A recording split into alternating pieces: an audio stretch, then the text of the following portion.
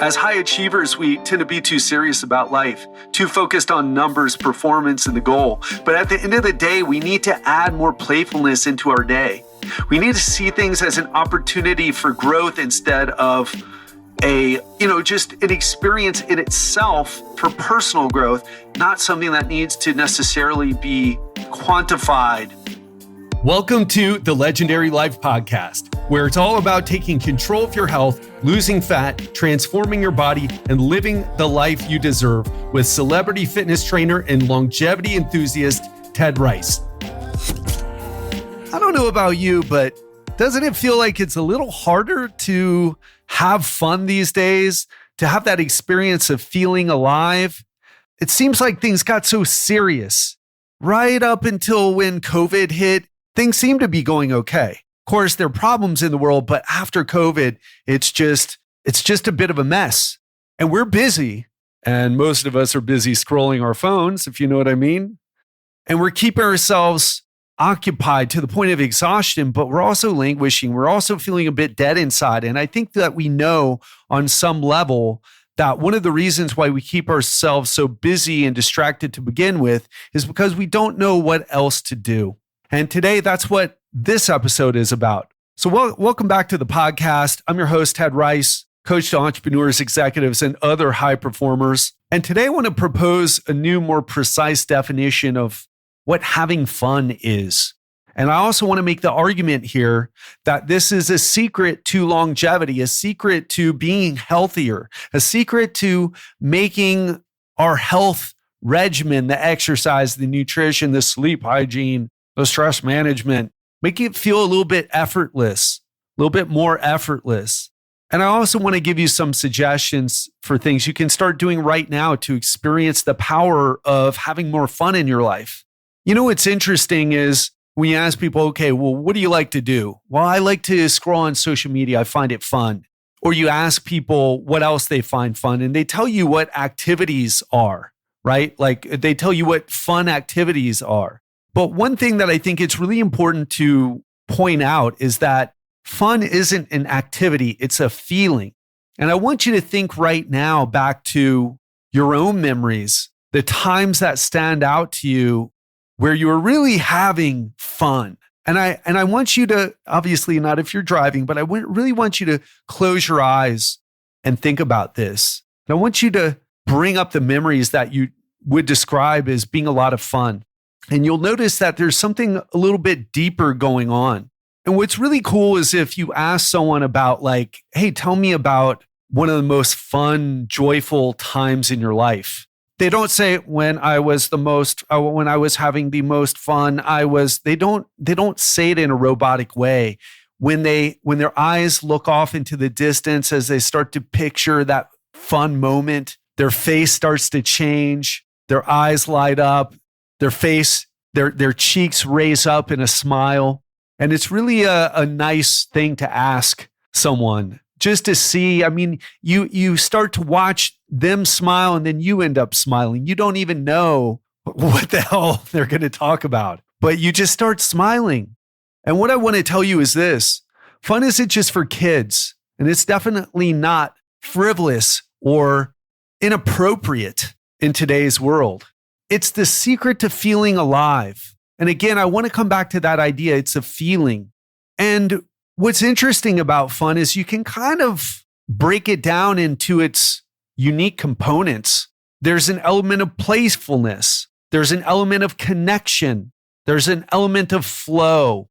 So let's talk about those. Playfulness. So by playfulness, I mean like there's a lighthearted attitude. There's a feeling like, it's not caring too much about the outcome. We start to forget about the problems in our lives or forget about the stresses in our lives. And we just, there's a feeling, a good feeling. We let our guard down. We don't take ourselves so seriously. And this is something that I try to work into my life. I have to say that I feel like I'm good at this. I definitely have a tendency of being too negative, I have a tendency to get too neurotic, too negative, angry. And I'm aware of this. And I also feel like I'm also pretty good of being playful too. Going out to dinner with friends without expecting anything. One thing that being in Brazil has showed me, I mean, people here, they go out to dinner and they spend hours just talking. Brazilians, again, Brazil is a place with a ton of social problems. So please, if your mind immediately goes there, shut that part of your mind up and focus on the good part. When I'm with Brazilians, it's like you're out, you're talking, and it just goes on and on and on, and it's good. Brazilians really figured that out. Like, hey, there's an element of like we spend time with each other to have more of this feeling. Another thing that I like in Brazil is that it's considered rude to be straightforward. So for example, a friend of mine texted me today and he just straight up answered me or asked me a question. And it's cool. I'm not, it wasn't like it bothered me, but it was just such a stark contrast between the way he was communicating with me. He asked me a very business-like question, which was okay. And I answered him in a business-like way. But in Brazil, what you do is you say hello to a person. You ask how they're doing. You say, "Oi, tudo bem? Como você está? How are you? Como seu dia? How is your day? Como a sua família? How is your family?" People ask you this stuff. And even though it's like you could call it small talk or superficial talk, I really disagree with that. There's like just an element of, hey, we're going to have this pleasant exchange and then we're going to get down to business.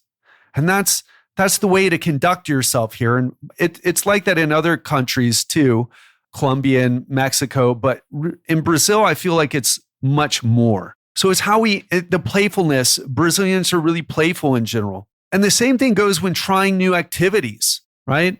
So we talked about just connecting with people for the sake of connecting with people and having that positive experience. And then we can also do things. The other day, I tried a water bike in the lake and it was a lot of fun. And it looked silly and not that exciting. But at the end of the experience, I was having such a great time. I mean, it was like one of those bikes, when you're pedaling on the bike and you feel like you're pedaling too fast and there's not much resistance and you're not going anywhere. That was basically the experience on the bike the entire time. But it was so much fun just being out on the water, chatting, appreciating nature. And I hope the lesson that you're taking away from this playfulness aspect of happiness and fun, more specifically of fun, is don't be so serious or goal-oriented all the time. Don't go into a social conversation going, okay, I will laugh 5 times and I'm going to track the number of laughs I have, and I'm going to split test that, how many laughs I have with one person, and then split test that with another person, and I'm going to take the person who I have the most laughs with, and I'm going to prioritize that person and my laugh. You know what I mean? Come on. That's like such a productivity type A American sort of perspective. As high achievers, we tend to be too serious about life, too focused on numbers, performance, and the goal. But at the end of the day, we need to add more playfulness into our day. We need to see things as an opportunity for growth instead of just an experience in itself for personal growth, not something that needs to necessarily be quantified, or we need to use things or have experiences rather to get us out of our head, not back into our head. And the problem is if we don't have enough playfulness, we get so stressed that the diets, the workouts, the supplements, it doesn't have the desired effect. So let's talk about connection. We've already talked about this a little bit. I shared my experience in Brazil. It's one of the places where I really like, even though some of the conversations and the exchanges are awkward and sometimes I get nervous around people and people get nervous around me, it's really shown me a lot about connection. And connection, as I'm referring to it here, I'm talking about the feeling of having a special shared experience. I don't think it's possible to have fun alone. Not in most circumstances. Can you have fun alone? Sure. But the feeling of connection with another person, here's the thing. We're social creatures. That's why it sucks to be around negative people or people who aren't having fun. Fun is contagious. and the connection with others, it has an effect on us.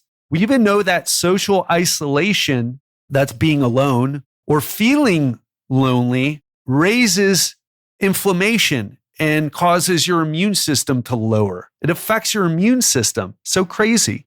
But I'm kind of geeking out here. I think the best way to talk about this is to just ask you, when you think back about the best times of your lives, your peak fun memories, are you by yourself or is there another person involved?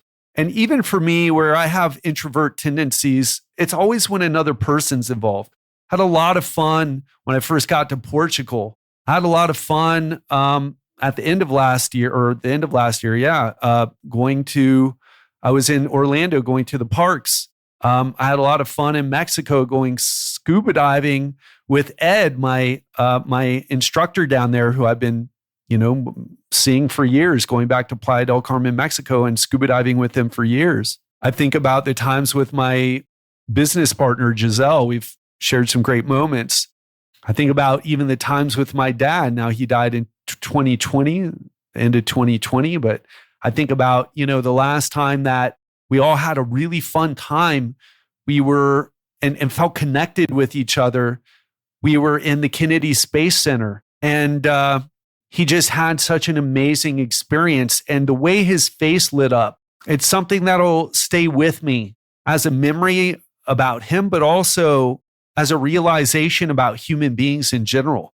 So my dad was an introverted guy, especially after his my stepmom, his wife died from a heart attack. I mean, he's got a heavy story. If you know my story, we have a heavy family story, but his face lit up and he felt connected. He felt like we had such a good time.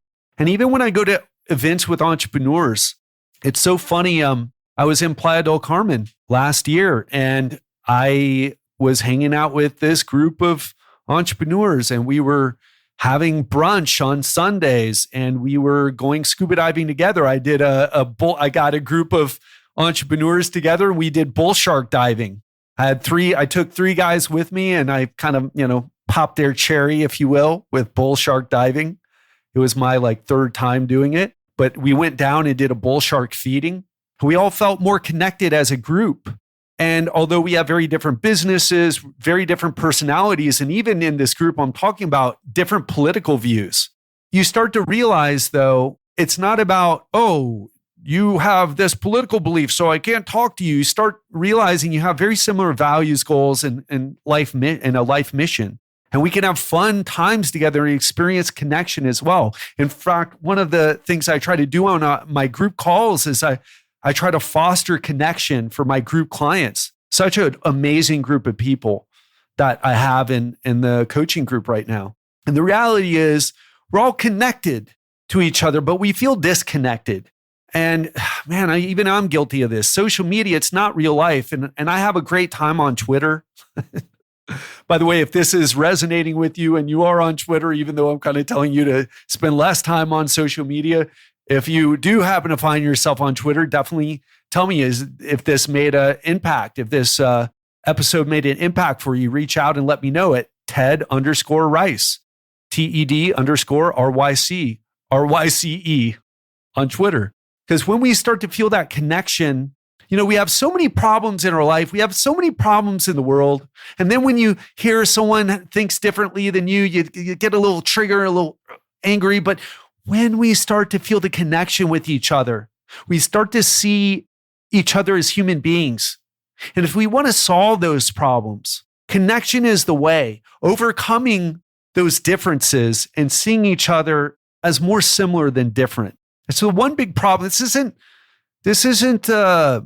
bullshit self-help talk. This is real talk right now. This isn't some utopian bullshit. This is reality. It's not political what I'm saying right now. It's the reality. We just have more in common. I'll tell you, I've lived in so many different countries. People are all the same. Very different. People look different. The languages are different. And certainly if we're talking about very low education, that can be very, very different. But in general, we're more similar than different. And you start to, when you have these experiences where there's playfulness, where you're feeling the connection, you start to see people as human beings, even if you have a different viewpoint than them. So let's talk about the third component to fun is flow. And flow is something I've talked about a lot over the years, ever since I've experienced it a lot over the years, and I've sought it out in my life. I mean, you might not know this, but I played in rock bands. I played in a jazz band. I played in, I've played soccer. I've done martial arts. I've done so many things that help me get into a flow state. Now, if you don't know what a flow state is, it's the state of being where you perform, you feel your best and perform your best, and you lose track of time. I didn't even know what it was called, even though I was very familiar with the experience, until Steven Kotler came on my show when he wrote his first book, The Rise of Superman. And since then, I've had him on several times. He's come out with some great books about flow states. Art of Impossible is the latest one. Fantastic book, Art of Impossible. Also, Stealing Fire, an amazing book as well. So you can think about an athlete in the middle of the game who's just, it's like, whoa, he's performing on another level, or she, whatever, don't want to trigger anybody now. And they're just in the zone. Or a musician playing their heart out or singing their heart out. You know what I'm talking about when you're in the zone. And what I want to tell you is it's possible to be in flow and not have fun. Like, if you're doing jujitsu, you're not like, well, this is so much fun. Someone's trying to choke me. Oh my God, let me escape the choke. Let me escape the pin. Let me dodge the punch. That's my thing, martial arts. Got a brown belt in jujitsu, by the way, if you didn't know. Spent a lot of time training and competing, and it gets me into a flow state, but couldn't say it's like fun. So you can be in flow, but not have fun, but you cannot have fun if you're not in flow. And the reason this is because flow states focus your attention. It gets you out of your head, in other words, and you're in the moment. And sure, like you can do meditation. I do meditation. I've been a little bit lazier about it, but I've done it every day for years, ever since 2016. And lately, I want to be honest with you, I've been sleeping better and kind of feeling better. And so I haven't been doing it as much, which ironically, I haven't been feeling as good. But I got some other stuff going on too, relationship stuff. Just got out of a relationship. And what I want to tell you about this is when you're in a flow state, it makes you forget all those things. It makes me forget, oh yeah, because I've been thinking a lot about the relationship that ended recently. And I think about it too much, to be honest. And it's stressful to think about it. Think about, why didn't it work? What I did wrong. And whether it's a relationship that you might be hung up on, like me, or maybe it's something else with your kids or with your job, with whatever it is, you need something to shut that part of your mind up, to bring you into the moment so that you're focused. And to be honest, doing these episodes is fun for me. And I feel a little bit of a connection with you, of course, although it's not the same as in person. But what I want to ask you is this: what are the things that you do that shut that part of your brain up to get you present and focused in the moment so that you're not thinking about anything else? You're just in the moment. Then you look back, you're like, where did the time go? I just talked for hours. I mean, that's happened to me so many times here in Brazil. I've been like, whoa, we just talked for like 3 hours. That's right. Why I really like Brazilian culture a lot. You go out and it's like hours and you come back and you feel like, whoa, I felt connected with that person. I felt like I was having a good time with that person. I'd lost track of time. I wasn't thinking about other things when I was with that person or with that group. And I'll tell you, I don't want to say I make my coaching clients add flow-inducing activities into their calendar, but we strongly encourage it because we all need more flow. And again, these flow states, especially when it's in a fun situation with playfulness and connection like we're talking about today, it's going to make you better at your work. I had breakfast with Giselle this morning. We had fun. And then now I'm in a much better mood to do these episodes. Now, I love doing these episodes, but I'll tell you, sometimes I feel like I do them, but they don't quite go well.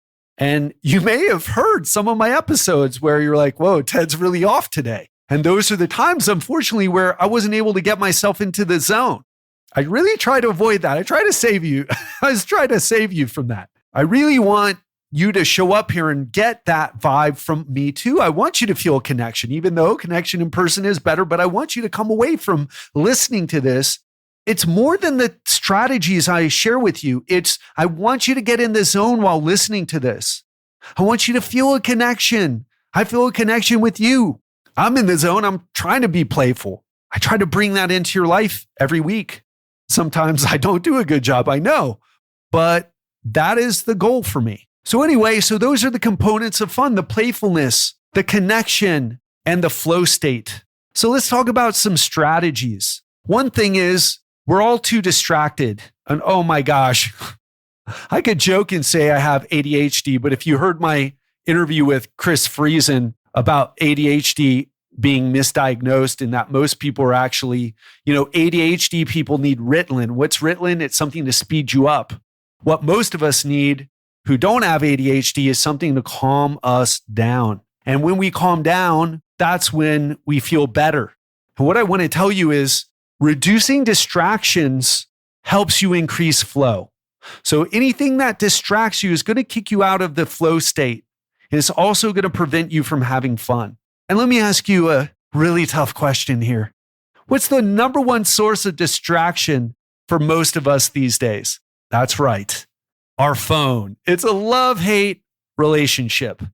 Oh my gosh. And I've been on my phone so much lately with social media and social media marketing that I do and growing my following on Twitter. That's the place where I'm spending the most time. And I really like Twitter. I like the community I'm starting to become a part of there. And I've actually met people, not just from Twitter, but from social media in general. I've met people in person. I've met Roar Alexander. He's been on the show. I met him. He was following me on Instagram and we connected in Thailand. And we've been friends ever since. I just talked to him recently. Who else have I met? I met Zuby in Playa del Carmen, who I met on Twitter initially. I met, so many other people that I've met through social media. But the thing is, though, the reality is most of us are on our phones too much. And if you look at what distraction does to us, if you read Nir Eyal's book, I forget the name of it, but it's fantastic. If you just Google Nir, N-I-R, Eyal, E-Y-A-L, his last book about distraction was phenomenal. I had him on the show. I actually got to reach out and get him back on. So distractions take us away from flow.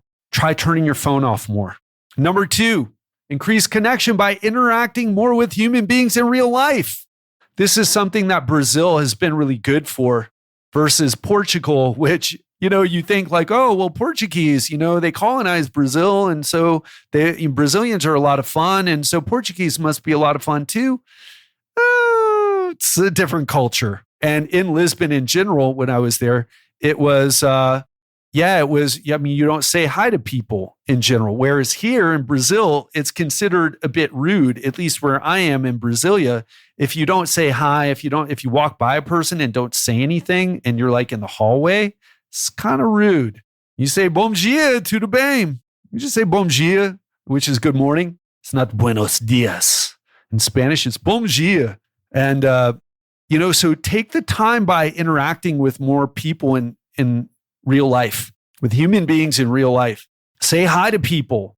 Say good morning to people. Now, know the place you're in. If you're in Miami, you don't say hi to people in general if you're walking down the street or something like that. But you can say, you can talk to more people. One of the things is most of us are on our phone to avoid having to spend time and interact with human beings in real life. I remember, you're in the line at the grocery store and there's someone in front of you and you could say something to them or someone behind you, maybe a girl you want to talk to, maybe a guy you wouldn't mind talking with. And what do we do? Just pull out the phone and get on it. But I want to make a challenge to you to increase connection by talking to people in real life. And the third strategy is to prioritize these things. Prioritize fun, schedule it into your calendar if you're one of those people. Make fun activities part of your calendar. Treat it as a business growth activity. Because here's the thing, if we don't deal with the social part, health is three parts. There's the biological side to health, which we're overly obsessed about. If you want to write a best-selling book on health, you write a diet book. You write a diet book. You want to make millions of dollars writing a book, you write a diet book. Because people are obsessed with what goes in their mouth, even though it's really fucking simple, people. Get into a calorie deficit, eat mostly whole foods.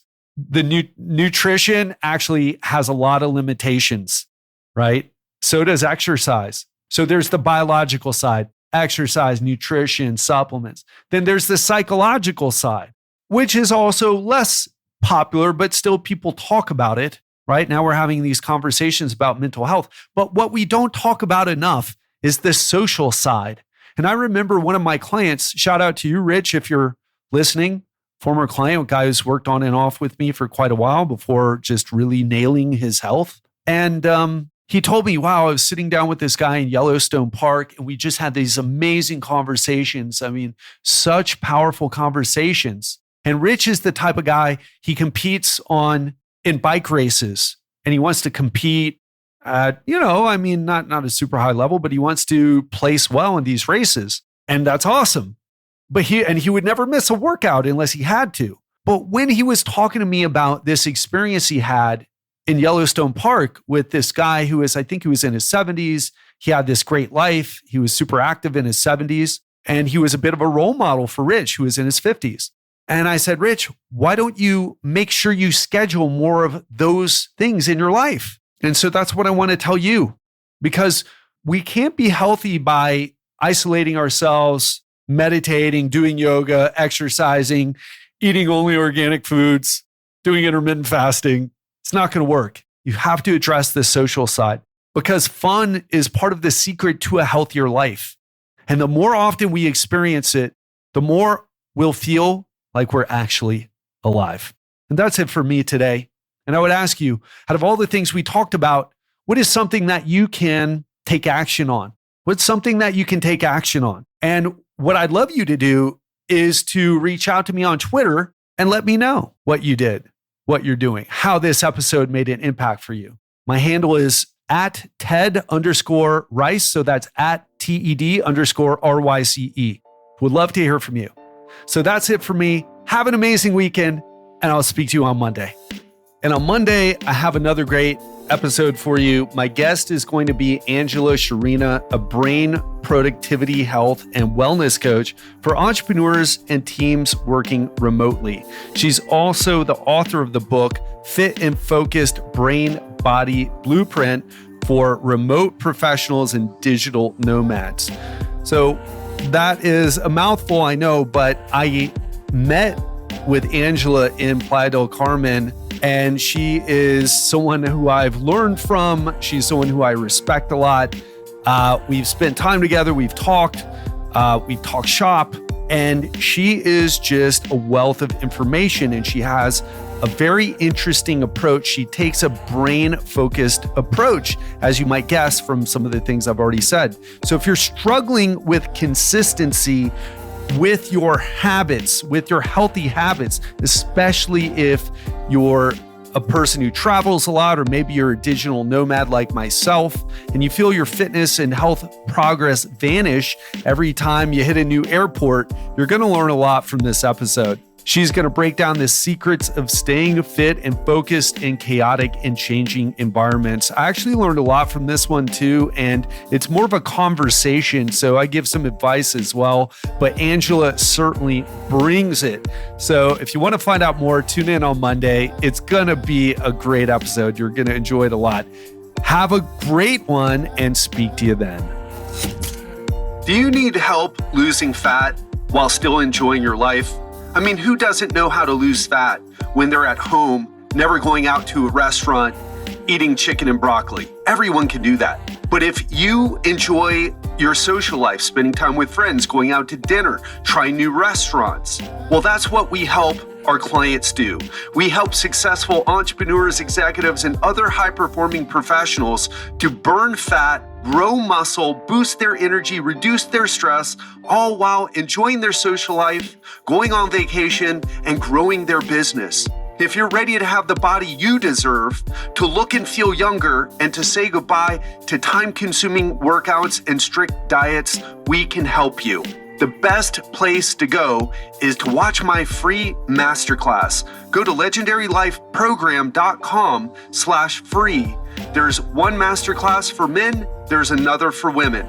Again, go to legendarylifeprogram.com/free to watch my free body breakthrough masterclass.